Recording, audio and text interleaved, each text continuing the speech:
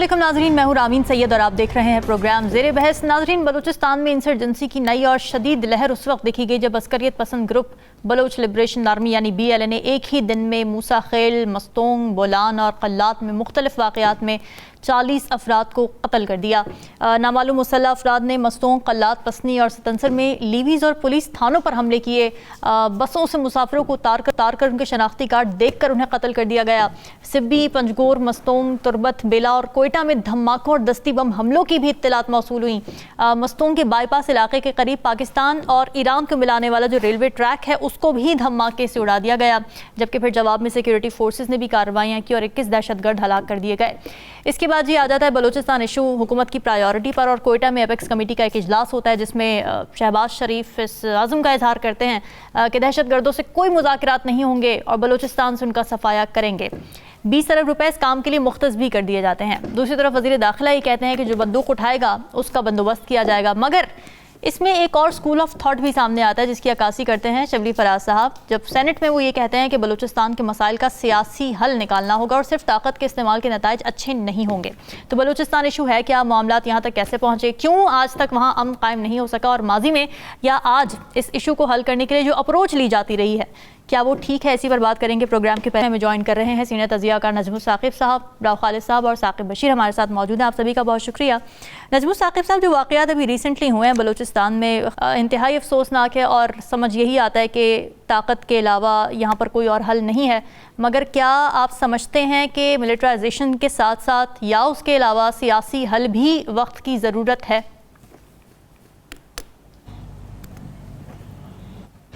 सबसे पहले तो ये देखते हैं रामीन के BLA ने ये कबूल किया कि ये सारे वाक़यात उन्होंने किए हैं।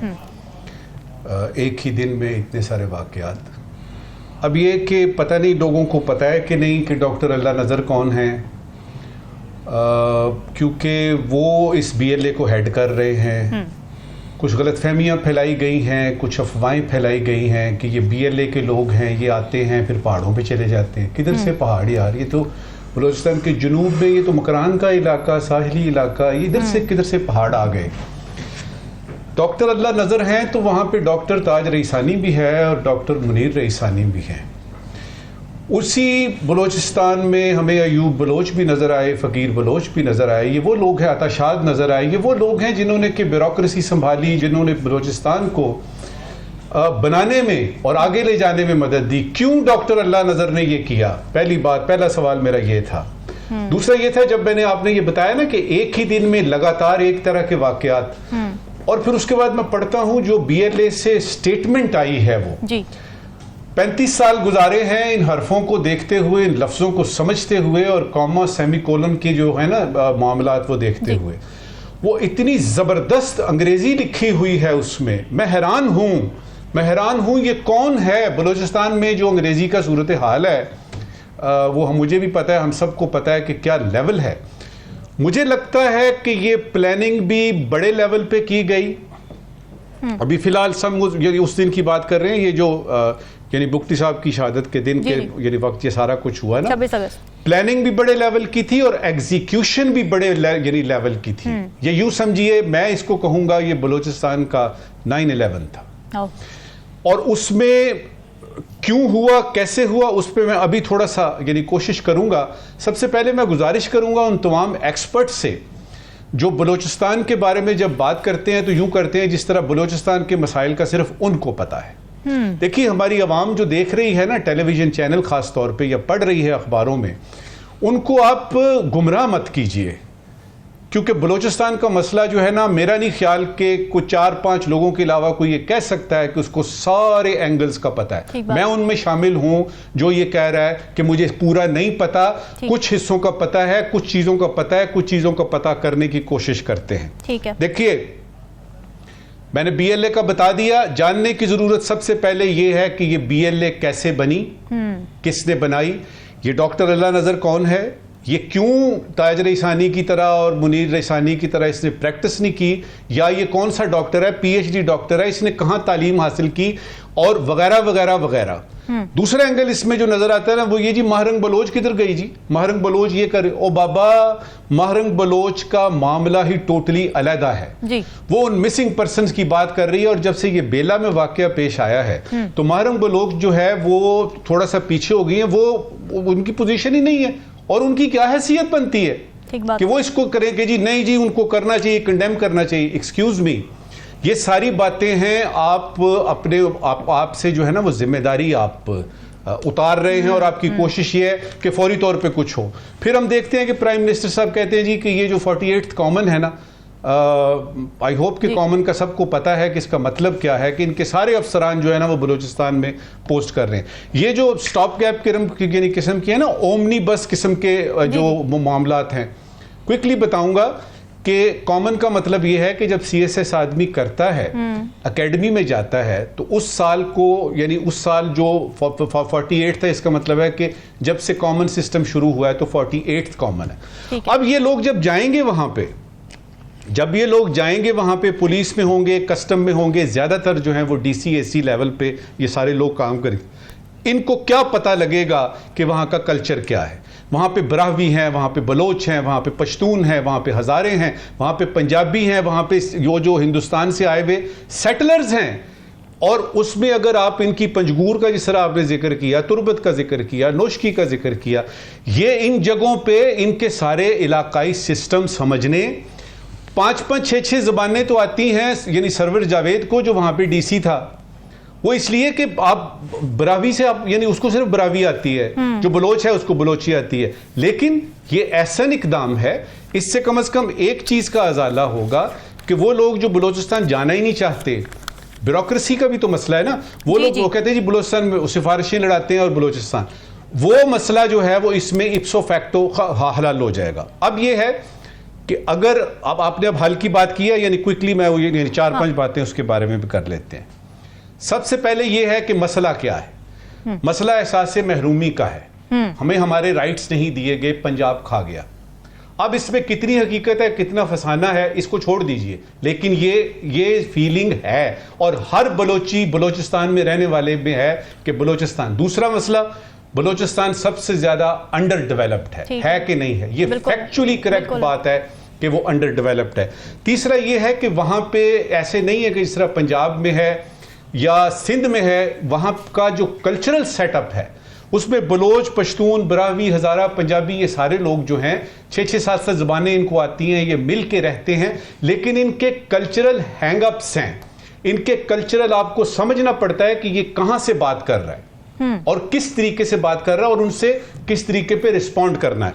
तीसरा ये है कि कुछ तारीखी वाकयात हैं। मसलन आप कैसे ये भूल सकते हैं कि वहां पे फौजी ऑपरेशंस हुए? वो हुए।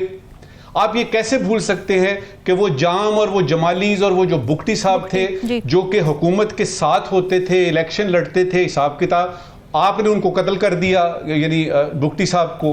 अब कौन रह गया है बीच में जो कि कॉन्डुएट का काम करेगा, जो बीच में आगे करेगा? उस सिलसिले में गुजारिश करूंगा कि अभी भी कुछ लोग वहां पे मौजूद हैं, मसलन डॉक्टर मालिक मौजूद हैं, अख्तर बेंगल साहब मौजूद हैं, इनसे बात कीजिए, ये कंडुएट बने, ये बीच में आए और मसाइल को जरा गौर से देखने की कोशिश करें।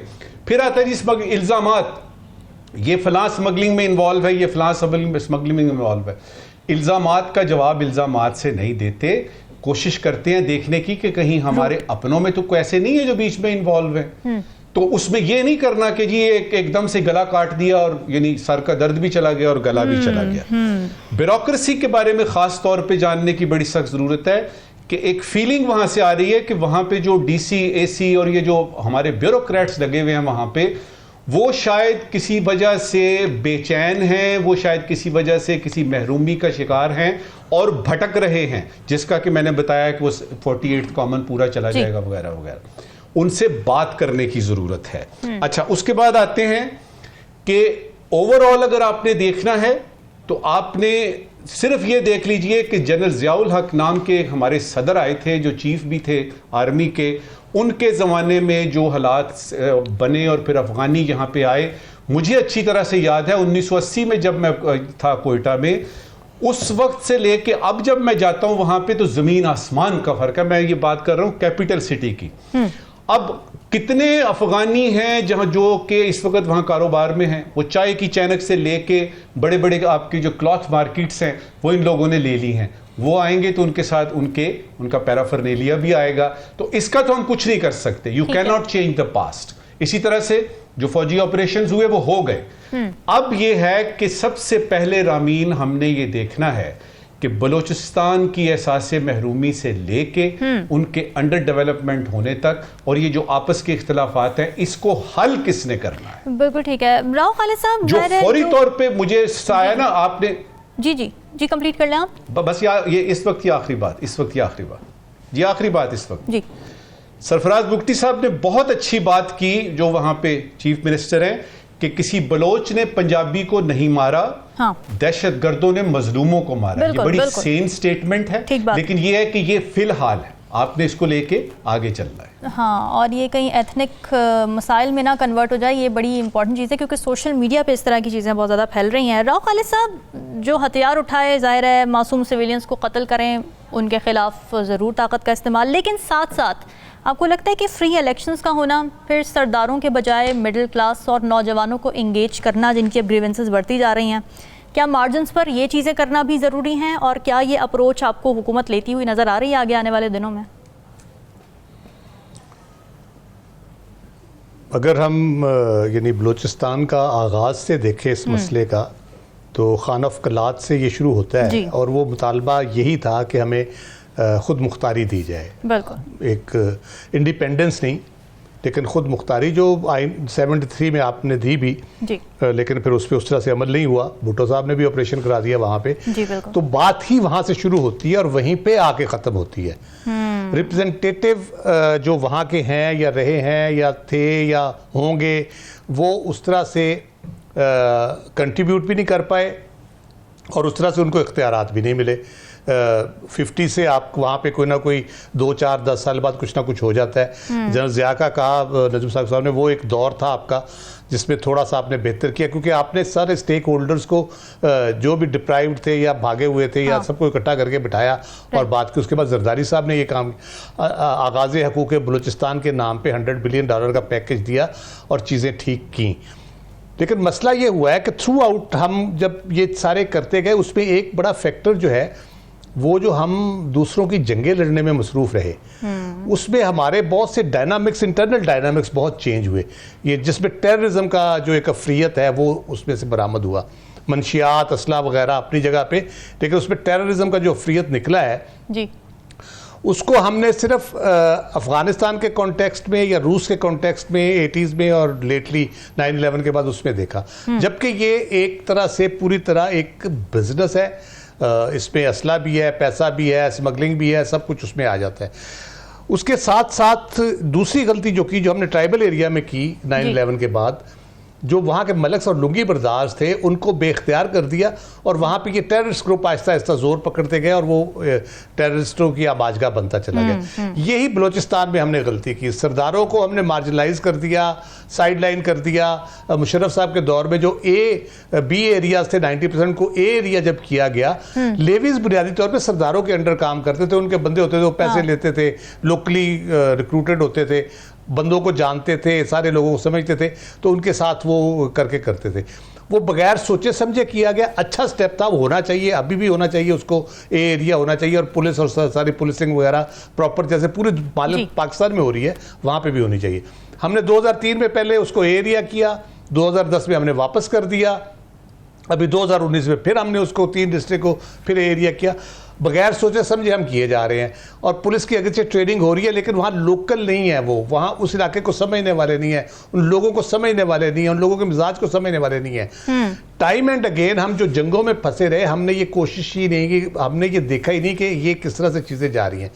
ये खुद मुख्तारी, सूबाई खुद मुख्तारी से बात चलती चलती बलूचिस्तान की आज़ादी तक कैसे पहुंच गई, ये तरीके कैसे बन गई, ये लोग कैसे आ गए। और उसमें जो सबसे डेंजरस एलिमेंट अब आ गया है, क्योंकि उसमें इंटरनेशनल पावर्स भी अब आ गई हैं यकीनन, जब आप सेक्टेरियन और एथनिक वायलेंस देखते हैं तो यकीनन उसके पीछे कोई बड़ा फिर पर्पस होता है, उसके पीछे कोई बड़ा प्लान होता है, उसके पीछे फंडिंग्स होती हैं, उसके पीछे लोगों की रिक्रूटमेंट होती है।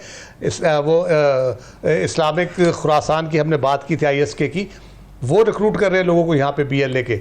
जी जी। तो वो फिर वो इंटरनेशनल उनका एजेंडा आ जाता है, वो फिर आपको करते हैं। इसमें ऑपरेशन जरूर करें, लेकिन बुनियादी हल वही है जो आपने शुरू में सवाल किया। सियासी तौर पे लोगों की रिप्रेजेंटेशन जो है सब प्रॉपर होनी चाहिए। और ये बलूचिस्तान में जो लोग हैं ना पंजाबी हैं, ना बलूची हैं, ना हज़ारा के या ना किसी और के, पाकिस्तानी हैं। वो हमारे पाकिस्तान का बलूचिस्तान हिस्सा है, वो पाकिस्तानी हैं। उनकी दुख तकलीफ जिस तरह से है, जिस तरह पंजाब वाले की है, सिंध वाले की है, KP वाले की है, गिलगित बल्तिस्तान कश्मीर की है, इसी तरह उनकी दुख और तकलीफ है। उनको उसी तरह से देखना चाहिए और उसी तरह से उनकी डेवलपमेंट का मसला हो, उनकी पॉलिटिकल रिप्रेजेंटेशन का मसला हो, उनके सियासी लोगों को इन्वॉल्व करें, उनको आगे लेके आएँ। सिर्फ आप ये कि हुकूमत बनाने के लिए आप वहाँ पे अगर कोई हैकी पैंकी करते हैं तो उसका नुकसान फिर होता है। और ख़ास तौर पे जितनी सेंसिटिविटी बढ़ती जा रही है, मेरा ख्याल है जितनी जल्दी पॉलिटिकल हल की तरफ हम जाएंगे, रिप्रेजेंटेटिव गवर्नमेंट की तरफ जाएंगे, हम जल्दी मसले के हल की तरफ निकल आएंगे, वरना शायद अब बहुत दूर ना निकल जाएं। ठीक बात है। साकिब, ये जो भी फैसले हुए हैं एपेक्स कमेटी में भी, आपको क्या लगता है, क्या ये वही अप्रोच नहीं है जिस अप्रोच से ये मसला हल करने की दहाइयों से कोशिशें की जाती रही हैं, या फिर आपको लगता है कि अब कुछ डिफरेंट अप्रोच है जो कि पॉलिटिकल कंसेंसस की और पॉलिटिकल सोल्यूशन की भी बातें असेंबली में उठ रही हैं? नहीं, असम्बली में तो उठ रही हैं, लेकिन हुकूमती सतह पे यकीनी तौर पर ये एक जो कार्रवाइयाँ हुई हैं वो टेररिज्म है, दहशत गर्दी है, जिस तरह लोगों को मारा गया है उनके खिलाफ तो कार्रवाई होनी चाहिए, उसमें तो कोई दो राय नहीं। लेकिन इसका जो लॉन्ग टर्म सोल्यूशन है उसी की बात हो रही है जो पार्लियामेंट के फ्लोर पे, लेकिन हुकूमती साइड पे अभी उस तरह जो है वो उसकी बात नहीं हुई। वो अभी जो वाक़यात हुए हैं उन्हीं को देख रहे हैं। अगर आप जो इससे कबल भी होते रहे मामलात के कहीं ना कहीं पॉलिटिकल सेटलमेंट, ये अभी मुस्लिम लीग नून की गवर्नमेंट थी 2013 में, अब्दुल मालिक बलोच जो वज़ीर आला बने जब बलोचिस्तान के, तो उस वक्त 2014-15 में ये बड़ी कोशिश हुई, क्योंकि अब्दुल मालिक बलोच भी माजी में एक्टिव रहे हैं बहुत ज़्यादा, अगर पॉलिटिकल साइड पे भी सारा, तो इन्होंने बड़ी कोशिश की इस हवाले से। लेकिन वो कोशिश आज से 10-9 साल पहले एक कोशिश हुई थी, लेकिन वो आगे नहीं बढ़ सकी, कामयाब नहीं हो सकी। फिर PTI के दौर में कोई सच कोई चीज़ नहीं हुई। अब जो अब्दुल मालिक बलोच हैं, उन्होंने अभी रिसेंटली एक स्टेटमेंट दिया, तो वो बड़ा इंपॉर्टेंट है, क्योंकि उसमें वो इन्वॉल्व रहे थे कि जितने भी मिलिटेंट्स के भी ग्रुप्स हैं, इवन उनको भी इंगेज करना, या वहाँ पे किस तरह बलोचिस्तान में अमन कायम हो सकता है, या जो इश्यूज हैं उनको रिजॉल्व किया जा सकता है। तो उन्होंने 2-3 बातें की, वो बड़ी इंपॉर्टेंट है। एक तो उन्होंने कहा कि वहाँ उनके जो मुंतखब नुमाइंदे हैं वो उन्हीं के ही होने चाहिए, मतलब यहाँ पे जिस तरह इलेक्शन का मिसाइल यहाँ पे हैं, इससे डबल जो है वो वहाँ पे है। इलेक्शन में मुबैना धांधली के जो इल्ज़ामात हैं कि जो नुमाइंदे बलोचिस्तान की अवाम के मुंतखब नुमाइंदे होने चाहिए, फ्री एंड फेयर इलेक्शन के बाद आने चाहिए, वो होने चाहिए, वो बज़ाहिर जो है वो नज़र नहीं आता। फिर उन्होंने कहा कि उस वक्त उन्हें मैंडेट भी दिया गया था, उन्होंने बहुत ज़्यादा कोशिश भी की, और 60-70% उनके बकौल, ये स्टेटमेंट उन्होंने दी है फरवरी में 2024 में, कि उन्होंने कहा 60-70% चीज़ें बहुत ही पॉजिटिव साइड पे जा रही थी। लेकिन अचानक जो है वो जो उस वक्त की रजीम थी, उनमें से कुछ जो सेक्शन था वो राज़ी नहीं था, और उसके बाद चीज़ें जो है वो तब्दील होना शुरू हुई।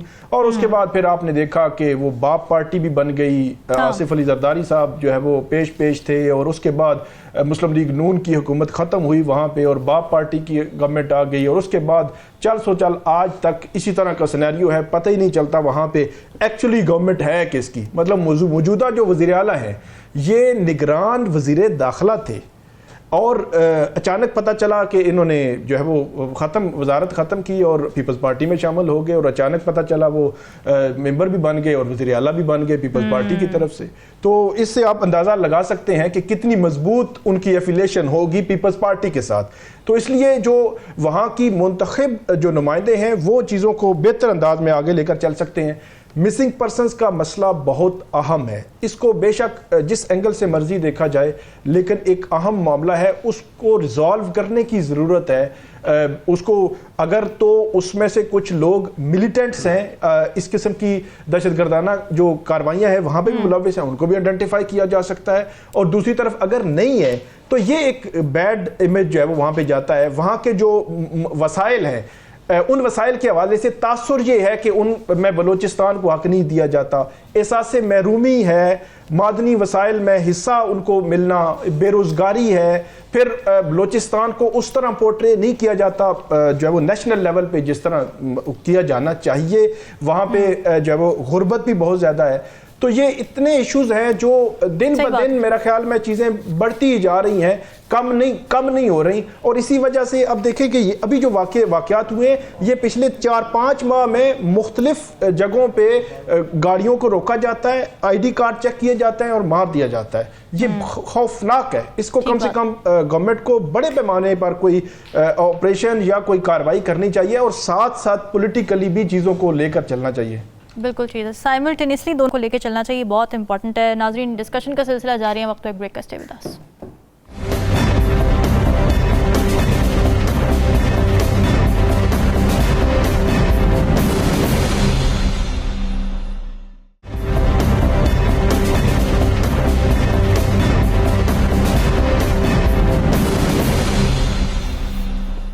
वेलकम बैक नाजरीन। पीपल्स पार्टी और नून लीग एक बार फिर आमने सामने नजर आ रही हैं और बोन ऑफ कंटेंशन है वही बिजली के बिल, बिजली की कीमतें। बिलावल भुट्टो एक बड़ी अहम ऑब्जर्वेशन ये देते हैं कि जब PDM लॉन्ग मार्च कर रही थी तहरीक इंसाफ की हुकूमत के खिलाफ, तब इमरान खान ने ऐसा फैसला पेट्रोल सस्ता करके किया था जब उनकी कांपें टांगना शुरू हो गई थी, कोटिंग बिलावल भुट्टो। और इस फैसले का खमियाजा आवाम आज तक महंगाई की सूरत में भुगत रहे हैं।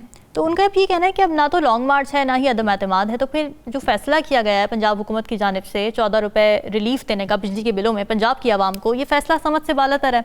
फिर उन्होंने ये भी कहा कि पंजाब में इस 2 माह के रिलीफ की वजह से आवाम को 12 माह तकलीफ भुगतनी पड़ेगी और ऐसे फैसले सोच समझकर प्लानिंग के तहत किए जाते हैं, ऐसे रैंडमली नहीं। राव खालिद साहब, पीपल्स पार्टी और बिलावल भुट्टो अभी भी ये इम्प्लाई कर रहे हैं कि जो बिजली के बिलों में रिलीफ दिया गया है पंजाब हुकूमत की जानिब से, ये एक सियासी फैसला है और इस फैसले का लॉन्ग टर्म में नुकसान होगा आवाम को। एक तो इस बात पे कमेंट कर दीजिएगा। दूसरा ये कि आज फजलुर रहमान साहब मुलाकात कर रहे हैं आसिफ अली जरदारी से, तो वहाँ क्या हो रहा है? वो वज़ीर आज़म उनसे मिलने गए हैं और उन्होंने फूल पेश किए हैं उनको जाके, तो वो मुझे कभी बंदूक पेश होती है, कभी फूल पेश होते हैं। सॉरी मैं आपकी बात काट रही हूँ, क्या चल रहा है? हाँ जी, वो फूल पे तो एक बड़ा मज़ेदार शेर है, पता नहीं किस शायर का है या किसी ने खुद ही बना दिया कि ए फूल ये फूल मेरे फूल को देना, कहना कि ये फूल तेरे फूल ने दिया है। तो मुझे वो जब फूल उन्होंने पेश किए तो मुझे ये बड़ा सूट नहीं कर रहा है दोनों ये रिकॉर्ड, तो वो दोस्ती उनकी ऐसी है, तो अल्लाह करे ये रोमांस सिरे चढ़ जाए किसी तरीके। तो वो है बिलावल साहब, मैं फजलुर रहमान साहब पे भी आता हूँ। बिलावल साहब की जहाँ तक बात है तो वो फजलुर रहमान साहब से जरदारी साहब का मिलना, शहबाज शरीफ साहब का मिलना, नून लीग को अचानक रिकाउंटिंग में सीटें मिलना, ये इंटरकनेक्टेड हैं ये सारी चीज़ें।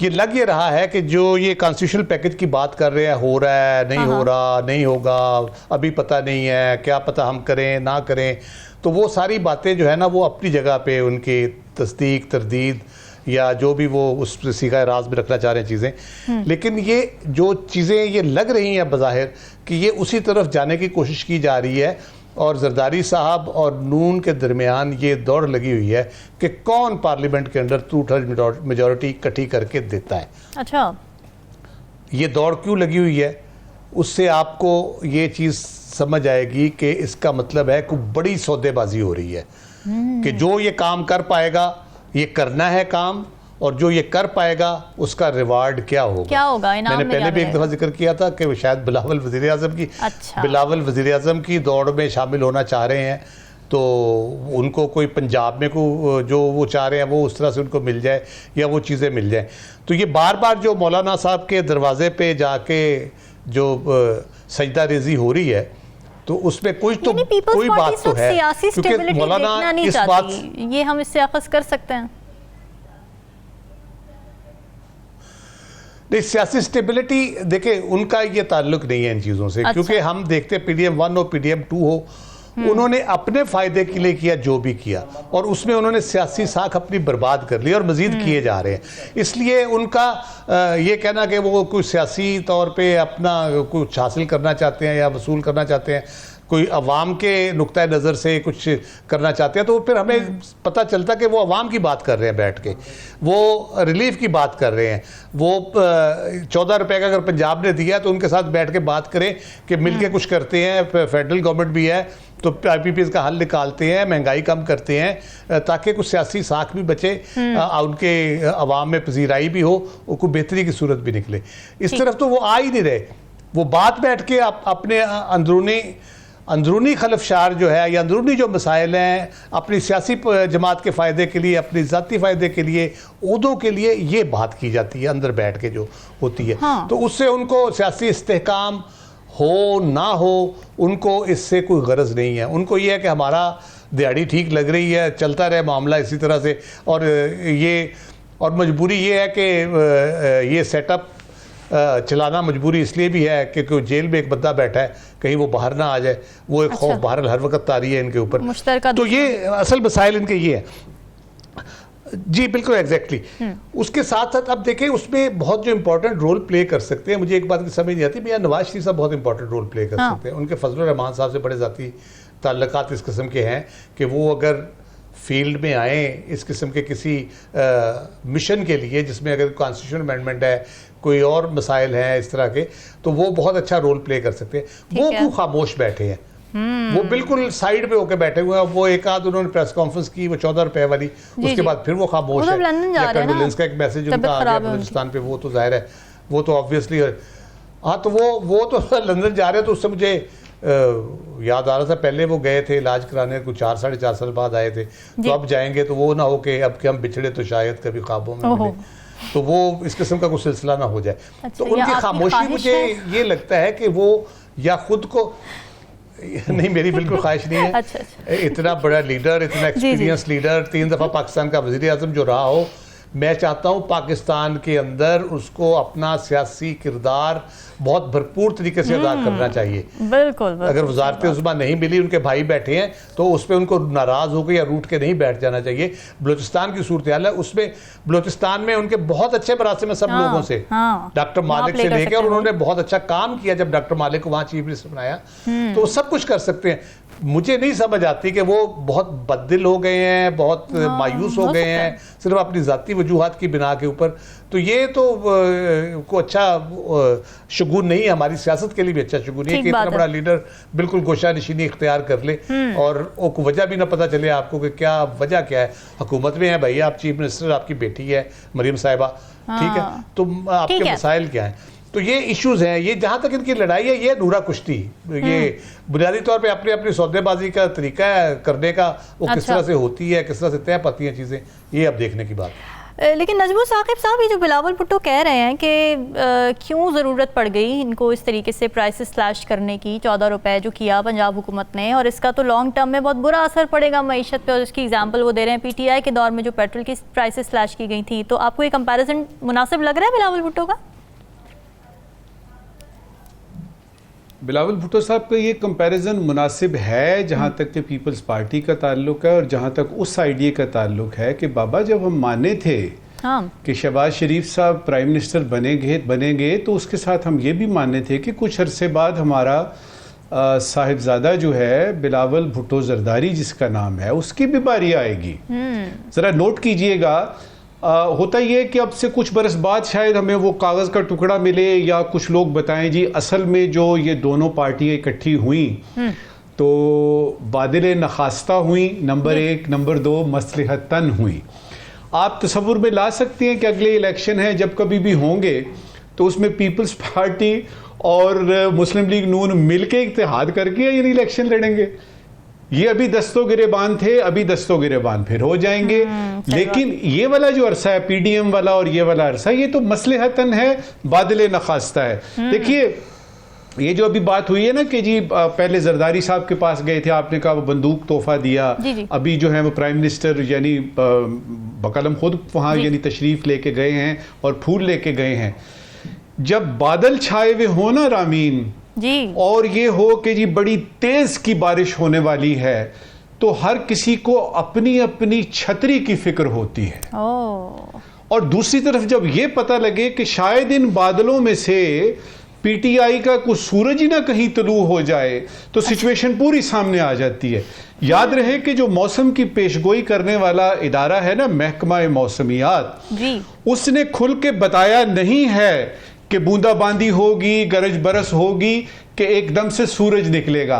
तो ये जो आप देख रहे हैं दौड़े लगी हुई, कभी इधर कभी उधर कभी उधर, एक तो उसका फौरी तौर पे हमें समझ में आती है बात, फौरी तौर पे ये है कि वो जिस जुडिशियल पैकेज की हमने बात की थी, जो कि अदलिया को एक तरह से हाथ दिखाने वाली बात है, और वो जो बिल पेश करना है, और वो जिसमें जजों की मुद्दत मुलाजमत वगैरह, ये वो जो कि पेंड कर दिया गया, जो कि कहा गया जी कि अब नहीं आएगा, वो इसलिए कि नंबर गेम पूरी नहीं हुई।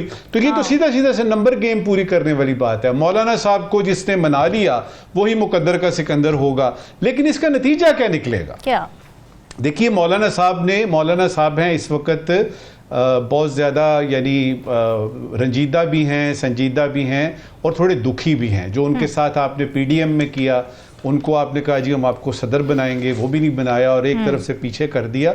वो इसीलिए यानी बड़ी एहतियात के साथ, दूध का जला होता है ना, वो छाछ भी फूंक फूंक के पीता है, और उनको अपनी अहमियत का और सेनेट में और इधर उधर हिसाब किताब का, नंबर गेम का पूरा एहसास है। देखिए, बिलावल भुट्टो साहब को या पीपल्स पार्टी को कुछ वजारतें चाहिए थी, हिस्सा बकदरे कुछ जुस्सा पंजाब में नहीं चाहिए था, हिस्सा बकदरे ख्वाहिश चाहिए था, वो नहीं हुआ।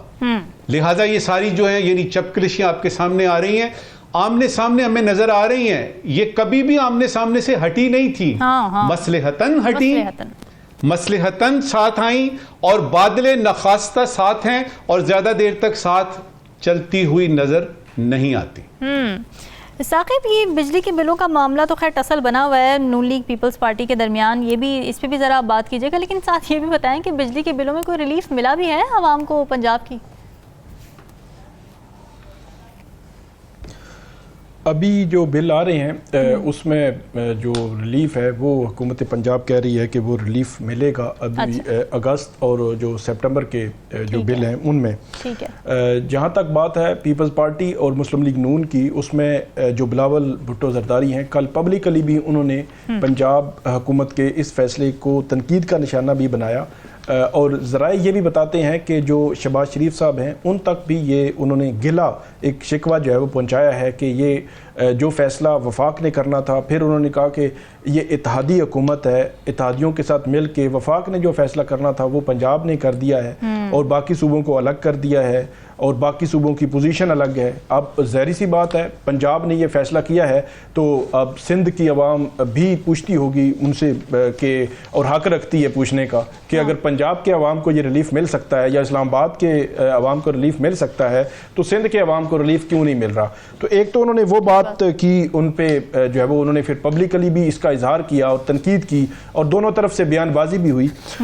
दूसरा मामला वही है जो पहले भी हम डिस्कस कर चुके हैं कि तकरीबन 5 रोज़ पहले लाहौर में जो दोनों तरफ की कमेटीज़ हैं उनकी मीटिंग भी हुई। उससे पहले बिलावल जो है वो मिले थे वज़ीर आज़म से, और वो जो पावर शेयरिंग एक फार्मूला था जो इनिशियली जब ये गवर्नमेंट बनी थी तो उसमें ये तय हुआ था, और उसमें तो ये भी था कि कैबिनेट का हिस्सा होंगे, वो बात तो पता नहीं कहाँ रह गई। लेकिन पंजाब में वो अपना, जनूबी पंजाब में कुछ इलाकों में वो अपना असर और रसूख बढ़ाना चाहते हैं, इसीलिए वो मीटिंग भी हो रही हैं जो लाहौर में पीपल्स पार्टी की भी और मुस्लिम लीग नून की भी, और वहाँ पे कुछ जो इंतज़ामी ओहदे हैं, इख्तियारात हैं, वहाँ पे अपनी जो स्पेस है वो लेना चाह रहे हैं। लेकिन मरियम नवाज़ जो है वो स्पेस देने के लिए तैयार नहीं, ये भी ज़राए बताते हैं। अभी तक की जो सिचुएशन है, अभी तक जो है वो तारीख पे तारीख भी तकरीबन जो है वो पीपल्स पार्टी को दी जा रही है, इसीलिए थोड़ी सी हल्की सी फ्रस्ट्रेशन भी हमें नज़र आई कि वो पब्लिकली आके उनको तनकीद का निशाना करना पड़ा पंजाब हुकूमत को। बिलावल भुट्टो जो है वो खुद है, लेकिन इसके क्या असरात बड़े लेवल पे होंगे तो दोनों तरफ के जो ज़राए हैं वो बताते हैं कि ऐसा नहीं है। हुकूमत के साथ पीपल्स पार्टी चलेगी, और जो कानून साजी होने जा रही है उसमें भी वो उनके साथ होंगे। अब वो सादा कानून साजी हो या हुकूमत जो है वो 2/3 मेजॉरिटी किसी तरीके से बना ले और कानून साजी की तरफ जाए तो तब भी हुकूमत के साथ होंगे। लेकिन पीपल्स पार्टी का उमूमी जो रवैया है हुकूमत में, हुकूमत के साथ रहते हुए, वो ये इस्लामाबाद में, ये डी चौक में यूटिलिटी स्टोर के जो मुलाजमीन है उनका धरना चल रहा। कल परसों जब उनका जो यहाँ पे था उन्होंने एहतजाज किया तो उसमें पीपल्स पार्टी की लीडरशिप भी आई और फैसला हुकूमत ने किया है कि यूटिलिटी स्टोर जो है उनको हम बंद करने जा रहे हैं, मुलाजमीन को कहीं और एडजस्ट करेंगे और 2 हफ्ते का टाइम की भी बात आई कि 2 हफ्ते का टाइम भी दिया है। वो मुलाजमीन आगे सड़कों पे और पीपल्स पार्टी जाके वहाँ उनके साथ खड़ी हो रही है। तो ये एक अजीब सी कैफियत है। दोनों तरफ जो है फिर एक दूसरे से भी गिला-गुजारी करते हैं कि पीपल्स पार्टी के लोग टॉक शोज में जाते हैं तो ऐसे लगता है जैसे वो बाज़ औक़ात अपोजिशन की तरफ से भी हों कि यूटिलिटी स्टोर के हुकूमती फैसले को वो जो है वो तनकीद का निशाना बना रहे हैं, ओन नहीं कर रहे। बहुत सारी चीज़ें जो है वो सारा जो बर्डन है वो फिर मुस्लिम लीग नून के कंधों पे आता है। सारी बात, तनकीद, हर चीज़ जो है मुस्लिम लीग नून के कंधों पे आती है। तो दोनों तरफ से ये शिकवे शिकायत मौजूद हैं, लेकिन दोनों तरफ के ज़राए बताते हैं कि आगे चलेगी ये हुकूमत। और इसीलिए मौलाना के साथ पहले जरदारी साहब मिले, अब वज़ीर-ए-आज़म मिले हैं और शायद हुकूमत ये चाह रही है कि जैसा तैसा है कहीं से नंबर गेम जो है वो पार्लियामान में पूरी की जाए और आइंदा का जो मंजरनामा है उसको मजीद बेहतर किया जाए। बिल्कुल ठीक है नाज़रीन, डिस्कशन का सिलसिला जारी है, वक्त एक ब्रेक का। Stay with us.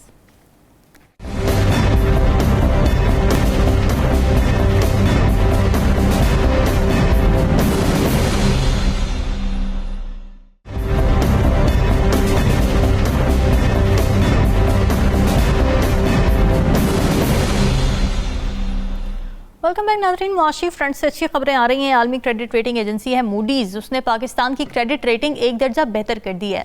आउटलुक जो है पाकिस्तान को वो भी मुस्तहकम से बढ़ाकर मुस्बत कर दिया गया है, पॉजिटिव कर दिया गया है। और इस रिपोर्ट के मुताबिक पाकिस्तानी मईशत का मंजरनामा मुस्बत है। पाकिस्तान के डिफ़ॉल्ट रिस्क में कमी रेटिंग बेहतर होने का एक सबब है। साथ साथ IMF से जो हालिया कर्ज प्रोग्राम है वो भी रेटिंग बेहतर करने का एक रीज़न बना है। इसके अलावा एक और रिपोर्ट आई है ब्लूमबर्ग इकोनॉमिक्स की, वो ये बता रही है कि साल 2040 में शरह नमू 4% तक पहुँच जाएगी पाकिस्तान की। इसके अलावा वजारत ख़जाना ने भी एक खुशखबरी सुनाई है, वो ये कि सितंबर में महंगाई मजीद कम होकर 9 से 10% रहने की तवक्को है। तो नजबुल साकिब साहब, क्या हम मुआशी तौर पर सही समत में गामजन हैं?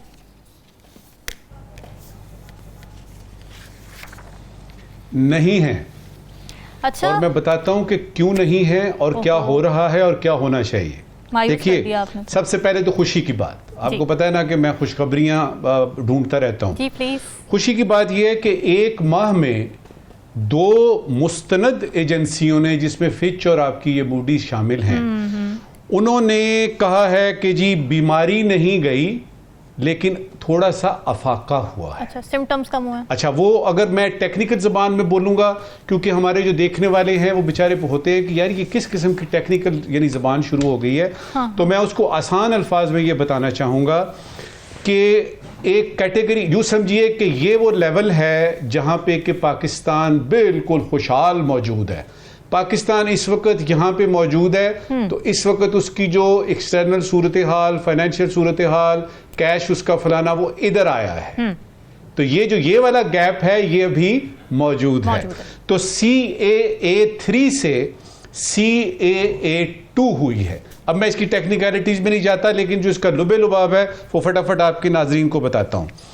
1 दर्जा बेहतर हुआ है पाकिस्तान अपनी सूरत हाल में, यानी मैक्रो इकोनॉमिक्स आपके जो इंडिकेटर्स हैं वो बेहतर हुए हैं, लिक्विडिटी आपकी बेहतर सूरत हाल हुई है, और बैरूनी पोजीशन जिसको कि एक्सटर्नल पोजीशन कहते हैं वो आपकी बेहतर हुई है। तो क्या IMF का $7 बिलियन का पैकेज मंजूर हो जाएगा इस बेसिस पे? जी नहीं। अच्छा, तो क्या ये जो आपकी नहीं होगा, वो अभी और बहुत कुछ करना है। तो क्या सस्टेनेबिलिटी रिस्क्स खत्म हो गए हैं? जी नहीं। तो क्या डिफॉल्ट रिस्क खत्म हो गया है? जी नहीं, कम हुआ है, खत्म नहीं हुआ। गवर्नमेंट को क्या करना है, उसके लिए उनको वो रिफॉर्म्स जमीन लाने पड़ेंगे। देखिए, एक इस तरह की इंडिकेटर लेके इस पे हम नाचना ना शुरू कर दें कि देखें जी उन्होंने ये कह दिया, आप जरा अपनी बैंक के अंदर जाके जरा किटी में देखें तो सूरत हाल आपकी क्या है, फॉरेन एक्सचेंज कितना पड़ागा आप पे। और ये जो स्टाफ लेवल की IMF की हुई थी और हमने बड़ी लुटियां डाली थी कि हो गया, उस वक्त भी हमने आपके इस प्रोग्राम में कहा था कि अभी ये स्टाफ लेवल है, अभी एग्जीक्यूटिव लेवल पे इसका अप्रूवल होना है, जो कि नहीं हुआ उन $7 बिलियन का। उसमें और भी चीजें अवामिल होते हैं, क्योंकि IMF ये कहती है कि अपने दोस्तों से पहले इतने पैसे लें, उसके बाद हम कमिट करेंगे, क्योंकि इस वक्त आपकी सूरत हाल अजीबोगरीब है। तो मैंने ये मुख्तसरन आपको बताया। करने वाली बात वही है जो हम इतने अरसे से बार बार कह रहे हैं, आपने रिफॉर्म्स लाने हैं, आपने टैक्स टू GDP रेशो अच्छा करना है, 15 से भी ज़्यादा करना है, जो इस वक्त पता नहीं 10 के ऊपर है। अखराजात कम करने हैं, करप्शन कम करनी है, ये जो सियासी गैर यकीनी है, ये जो सूरत हाल टेररिज्म की वजह से पैदा हुई है, इन सब पे आपने काबू पाना है और अवाम का हुकूमत पर एतमाद बहाल करना है। और एक दिन के लिए नहीं, काफी अरसे के लिए। उसके बाद ये जो सारी क्रेडिट कंपनी, ये जो आपकी एजेंसीज है ना, हाँ। ये दौड़ती भी आपके पास आएंगी और वो जो फूल प्राइम मिनिस्टर ने पेश किए ना मौलाना को, वो फूल प्राइम मिनिस्टर को पेश किए जाएंगे IMF की तरफ से। राव खालिद साहब, शहबाज शरीफ साहब तो बहुत खुश हैं इन इंडिकेटर्स पर। वो ये कह रहे हैं कि ये जो दर्जाबंदी बढ़ाई गई है, ये हुकूमत की मजबूत जो मुआशी पॉलिसीज़ हैं उसकी एक तरह से एतराफ़ है उसका। आप अग्री करते हैं इस बात से कि क्या हमारी जो मुआशी पॉलिसीज़ हैं वो वाकई इतनी मजबूत हैं और क्या ये लॉन्ग टर्म सस्टेन करेंगी? अगर हमारी मुआशी पॉलिसीज़ ठीक हो गई होती या हो रही होती प्रोग्रेसिवली, तो ये हर हफ्ते में ये खुशखबरी बदखबरी ना मिलती कि IMF इस हफ्ते भी हमें कंसीडर नहीं कर रहा, EFF अब अगले महीने चला जाएगा, पता नहीं अगले महीने भी होता है कि नहीं होता।